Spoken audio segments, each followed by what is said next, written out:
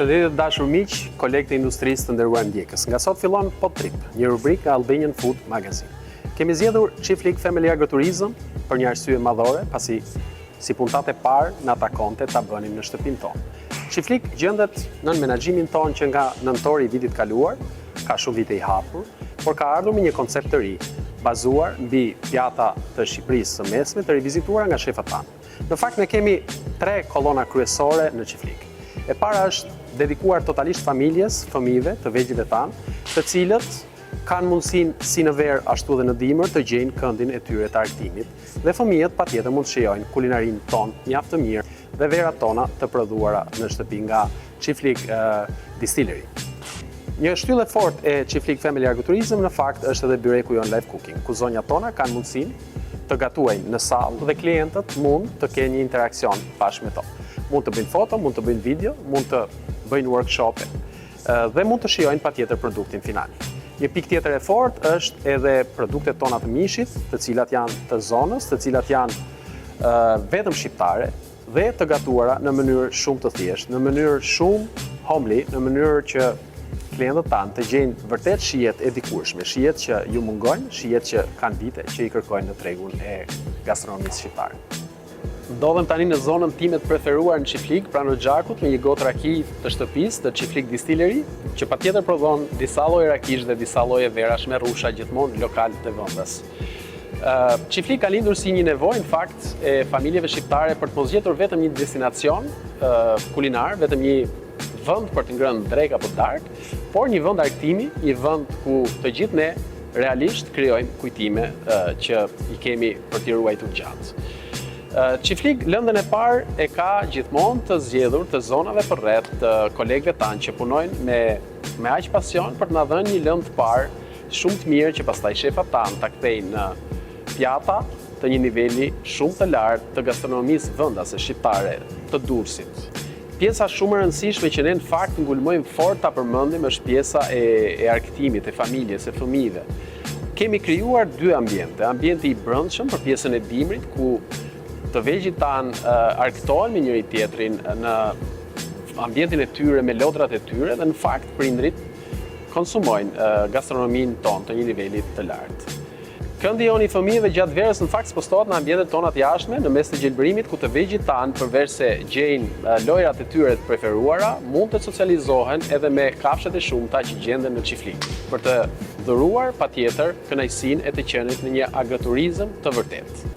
Kur po flisja për byrekun live cooking në Çiftlik, në fakt është kjo situata që ndodh. Jemi në sallë ku byreku gatuhet live cooking nga zonja Flora në këto momente, me shije të ndryshme të ditës, me preferencat e klientëve dhe gjithçka tjetër. Jemi këtu me Armandin, i cili është shefi i sallës së Çiftlik. Mirë se ju gjetëm, edhe punë të mbarë. Armand, cila është pjata e preferuar e klientëve të Çiftlik? Në menun e re që ne kemi sjellë në Çiftlik, me të gjithë inovacionet, le të themi idetë tona të agroturizmit, të gjitha pjatat preferohen shumë nga klientët, por do të veçoja byrekun e bariut, cila është një pjatë tipike dhe le të themi specialiteti i Çiftlikut aktualisht. Çfarë ka në përbërje byreku i bariut që në fakt është bërë shumë viral në rrjetet sociale? Byreku bariut në të vërtet nuk është fare një byrek ose nuk i përngjan një byreku tradicional shqiptar, ajo përbëhet nga raguja e viçit, mishi i qingjit, pure e patates dhe djathi kaçkavall. Armand, do doja të dija, jam kurioz në fakt, duke pasur parasysh që në Çiftlik nuk ka ato mesore tradicionale që përgjithsisht agroturizmet shqiptare kanë. Klientët kur vinë, ja u lënë ju në dorë porosin apo porosisin ata, si funksionon që t'jemi transparent me publikun që na ndjek? Atëherë, le të themi që vizita e parë në Çiftlik gjithmonë ne sugjerojmë që t'ja lënë në dorë kamarierit apo personi që po merret me tavolinën, sepse duke qenë një menu pak më inovative, le të themi në tregun shqiptar, besoj që zgjedhjet janë pak më të komplikuara, le të themi. Armand, me që jemi tek shërbimi, ka disa pyetje që shpesh më vinë në Instagramin tim në fakt, ku më thonë që a ndikon bakshishi tek shërbimi i kamarierit, a shërben ai më mirë kur merr bakshish? Le të themi që në Çiftlik ne mundohemi që kjo gjë mos të ndikoj tek shërbimi që ne ofrojmë. Patjetër që besoj në 50% apo 60% të rasteve ndikon, por në Ciflik ne mundohemi që të gjithë të trajtohen në të njëjtën mënyrë. Le themi nga klienti i ri tek klienti i përsëritës, tek klienti që lën shumë bakshish apo tek klienti që lë shifrën që ai mendon. A duan të rinjtë e sotshëm të punojnë në shërbime, e konsiderojnë si një profesion? Duke thënë të vërtetën, shikoj që të rinjtë e sotëm nuk e shohin më si një profesion, por e shikojnë si një kalim kohe, ndërkohë që janë në shkollë dhe si një profesion plotësues, le të themi, për fazën që ato po kalojnë nga shkolla apo diçka e tillë. A je i lumtur për zgjedhjen që ke bërë një shkollë tjetër dhe në fakt i e dedikuar menaxhimit që nuk është në profesionin tënd për cilin ke studiuar? Le të themi që ky profesion është zgjedhja ime personale, unë jam shumë i lumtur që kam vendosur të le të themi në thonjza të ndroj profesion, normalisht që edhe shkolla ime, ajo që unë kam studiuar, psikologjia, më ndihmon, le të themi në profesionin aktual që mendoj të jetë edhe për shumë vite, le të themi deri në pension. Pra e ke besoj më të thjesht, përderisa ke mbaruar psikologjia, ke më të thjesht merresh edhe me stafin edhe t'ja kuptosh edhe kërkesat, t'ja kuptosh edhe problematikat që ato kanë? Sigurisht, është një ndihmë shumë e madhe nga ana le të themi edhe karakteri im që mundohem të jem sa më i qetë dhe të mirëkuptohem me të gjithë, nga klientët deri te pjesa e stafit. A je me idenë e soft management apo me idenë e menaxhimit të fortë, të gjobave, të sjelljes së ashpër të një menaxheri ndaj stafit që ti mbaj si një ushtri? Mendoj që është më shumë një, le të themi ne shqiptarë, tërhiqje mos e kput. Okej. Kështu që soft managementi besoj në këto vitet e fundit po funksionon goxha në Shqipëri, por është akoma në një pjesë të restoranteve, të hotelerive, është ende një tabu, duke qenë që pak vite më përpara ne funksiononim që pronari ishte shefi sallës, ishte kuzhinieri, ishte menaxheri dhe gjitha. Dhe deri në momentin që kjo tabu do thyet, më kupton, mund të vazhdojmë me soft management. A e ke pasur të vështirë bashkëpunimin me kompaninë menaxheriale të ardhur nga Tirana, një koncept ndryshe në fakt që përveç menaxhimit të brendshëm ka edhe një kompani mëm që jep indicie, që jep gjithçka tjetër. A është e vështirë kjo si të implementohet në Shqipëri mendon? Është pak e vështirë, por mendoj që është koha tani që çdo kush duhet ketë rolin e tij në një restorant, në një bujtinë, apo sado i vogël apo i madh të jetë biznesi. Rikthehemi pak tek Çifliku, këtu ku jemi sot. Në fakt është një koncept që është menduar për familjen dhe ne kemi cituar disa herë gjatë kësaj puntate, sepse unë mendoj që është një nga pikat e forta të këtij agroturizmi. Patjetër që familjet vinë me fëmijë, edhe gjatë fundjavës, edhe gjatë javës, po edhe në festat që ato bëjnë. Fëmijët, lojrat e tyre, gjithë ato lëvizjet e tyre, a janë bezdisëse për stafin e shërbimit? A do ishe më komod në fakt të ishe duke punuar në një biznes që nuk ndjehet prezenca e fëmijëve apo loja e tyre? Përkundrazi, mendoj që fëmijët nuk na bezdisin, duke qenë që ne kemi dhe ambientet e dedikuara si në pjesën e brendshme të restorantit, të agroturizmit dhe në pjesën e jashtme, normalisht gjatë stinës pranverës edhe gjatë stinës së verës. Kështu që normalisht që fëmijët do kenë zonën e tyre dhe ne mundohemi t'i mbajmë sa më të zënë, le të themi me workshopet dhe me gjithë pjesën e agjendës që mundohemi t'i zëmë atë kohë që ata kalojnë në Çiflik. Armand, rikthehemi tek diçka që në fakt unë e vëre shumë kohët e fundit. Brezi im apo brezi pak më i vogël se unë jemi ndoshta të fundit e mohikanëve që e kemi dashur shumë të profesion dhe kemi vuajtur për të bërë një karrierë të mirë. Ne kishim shumë kënaqësi dhe shumë në fakt dëshirë që të gjendim vende elitare për të punuar. Ndërsa sot vendet elitare po vuajnë për gjetur staf të kualifikuar. Si do shkojë kjo punë?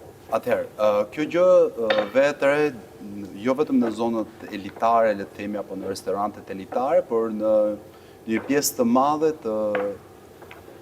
të stafeve, të restoranteve që mungesa është goxha e theksuar. Besoj që kjo gjë aktualisht ka arrit kulmin e saj, duke qenë që, siç thash dhe pak më parë, të rinjtë e sotëm nuk e shikojnë më si një profesion, por si diçka kalimtare. Pra një katapult për të kaluar derisa të gjejnë një stabilizim në vendet e tyre të rehatshme. Di që keni punonjës të huaj. Do më flasësh pak, do më thonë, si janë në mentalitet, a përshtaten, a është më mirë të kemi punonjës të huaj, apo vendas eksperiencat e tua me to, a janë të bindur, a punojnë? Atëherë, duke qenë që populli shqiptar, le të themi nga vitet e hershme të viteve 90 që kanë emigruar, ne mundohemi ti trajtojmë në mënyrën sa më të këndshme të mundshme dhe normalisht të përshtaten dhe me Shqipërinë, dhe me personat, dhe me stafin, dhe me kolegët e tyre. Kjo gjë, le të themi të vërtetën, vjen nga nevojat e tregut shqiptar për staf, siç e diskutuam, është një nga problematika që aktualisht ti has në çdo cep të Shqipërisë, le të themi nga veriu tek Bujtina deri në pjesën e jugut dhe Bregdeti. Ne mundohemi që ata të jenë sa më komod me ne, të përshtaten sa më shumë normalisht pa humbur traditat dhe gjërat e tyre, por ne aktualisht gjendemi shumë mirë me punonjësit e huaj. Perfekt. Di që në Çiflig bëhen shumë evente. Dasma, fejesa, ditëlindje.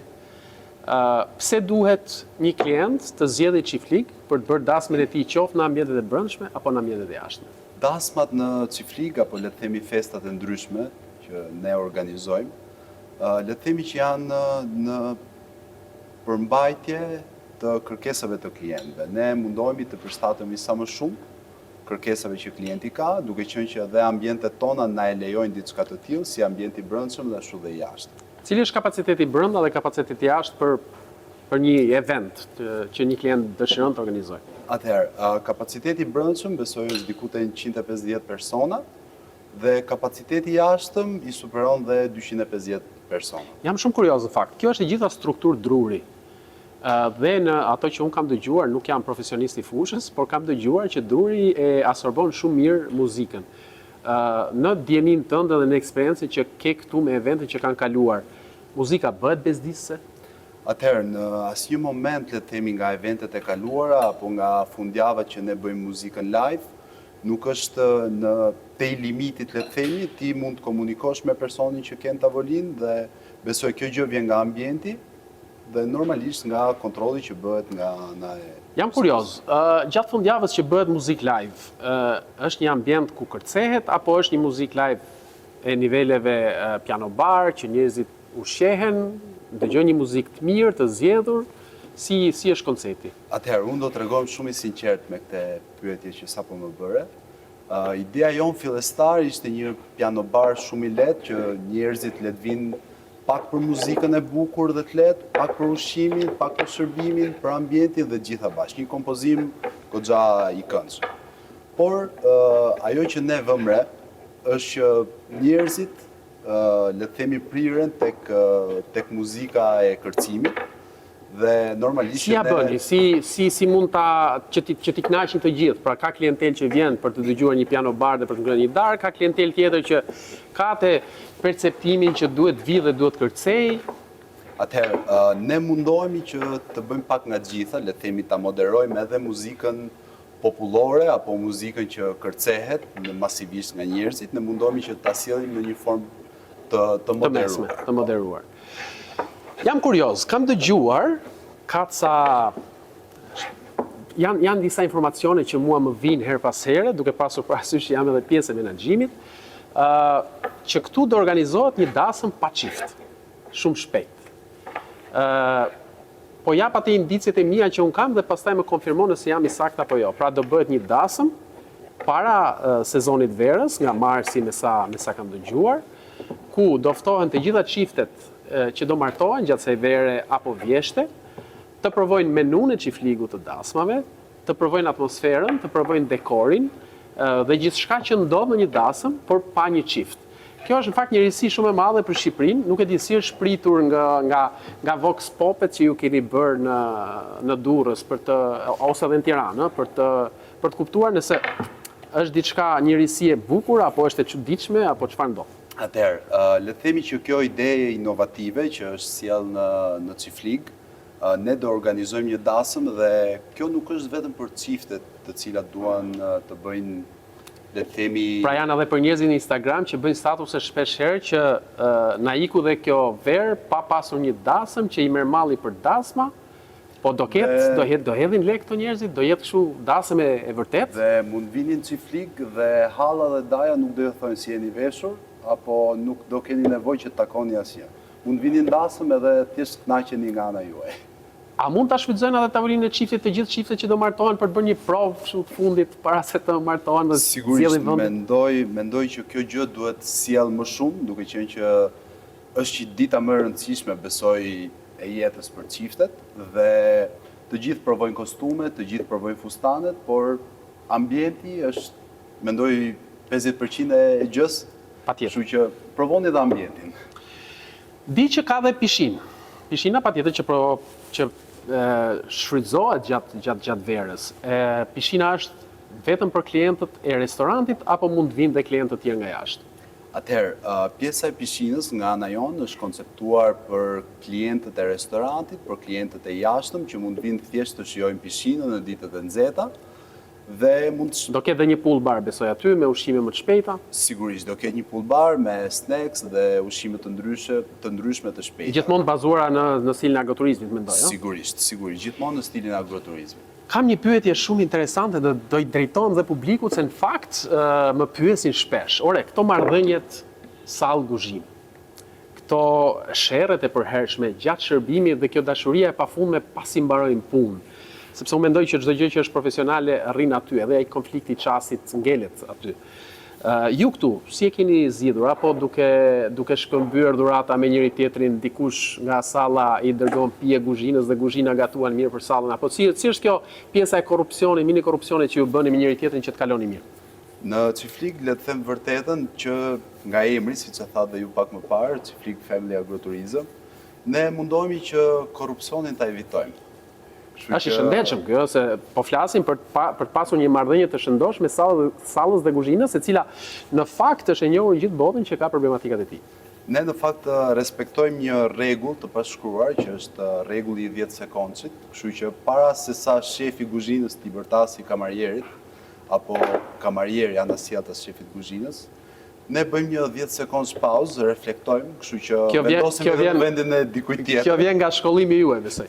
E keni implementuar nga të qenurit psikolog. Okej, Armand, një pyetje tjetër shumë të rëndësishme fakt dhe do doja që ta ndanim bashkë edhe si informacion. Sa i përket Çiflik Distillery, pra është pjesa e kantinës së Çiflik, që unë di që ka 20 vite që prodhon verë dhe raki. Mund të flasësh pak për varietetet, për rushin, për zonat ku kultivohet dhe mlidhet, më flit pak për. Atëherë, Çiflik Distillery ka filluar, le të themi të vërtetën, nga një pasion. Më shumë se sa një biznes në vetvete, ka filluar si një pasion për pjesën e rakisë, sigurisht edhe të verës. Janë të gjitha varietetet e rushit, duke filluar nga sheshi bardh, sheshi zi, perla dhe rakia e vjetruar që ne kemi në Çiflik. Sa i përket verës, besoj që kemi edhe rusha ndërkombëtar, Cabernet Sauvignon, Merlot, të vjetruar dhe jo. Po, por vjelja gjithmonë dhe le të themi vreshtat janë gjithmonë Shqipëria mesme. Kështu që jemi munduar që ndrojmë gjithmonë në zonë. Armand, unë të falenderoj shumë për bisedën e këndshme, të uroj sezon të mbar, të uroj punë të mbar në Çiflik ty dhe stafit që jepni kontributin tuaj. Përpara se ta mbyll në fakt, do doja të t'ju komplimentoja sepse po sjellni një risi në tregun shqiptar të agroturizmeve në të gjithë senset e tij. Do doja në fakt para se ta mbyll me Armandin të anoncoja pak edhe oraret që Çiflik ka. Të hënën pushim, nga e marta në të diel, nga ora 12 deri në orën 4 dhe nga ora 19 deri në orën 23 porosia e fundit. Armand, të falenderoj sërish, punë të mbar dhe gjithë të mirë. Ju falenderoj dhe shpresoj që ky podtrip, kjo iniciative jote, të jetë goxha e suksesshme, le të themi, dhe të kthehet në një kulturë për Shqipërinë. Falenderoj. Jemi në fund të puntatës së parë të podtrip në Çiflik Family Agrotourism. Jemi në mes të gjelbërimit në një stil toskan ku të gjithë mund të organizojnë eventet e tyre, dasma, fejesa, ditëlindje dhe çdo gjë që dëshirojnë. Nga unë Fatjon Selima ju falenderoj që na ndoqët dhe shihemi në episodin e radhës.